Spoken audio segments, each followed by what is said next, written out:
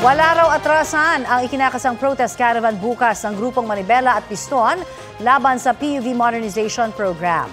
Ang Land Transportation Franchising and Regulatory Board naman, nanindigang tutuloy na sila sa susunod na phase ng programa. Ayon po kay LTFRB Chairman Attorney Teofilo Guadis III sa panayam ng unang hirit, wala nang extension ang deadline sa consolidation ng mga PUV. Mahigit 90% na anya ang consolidated o ang kabilang sa mga kooperatiba o korporasyon sa 23,000 aktibong jeep sa rehiyon.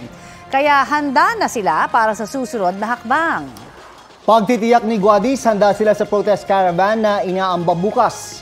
May standard operating procedures na raw sila kasama ang MMDA at LTO sa tuwing may transport strike. Meron daw silang mga nakahanda ng rescue buses. Kapuso, para sa mga maiinit na balita, mag-subscribe sa GMA Integrated News sa YouTube.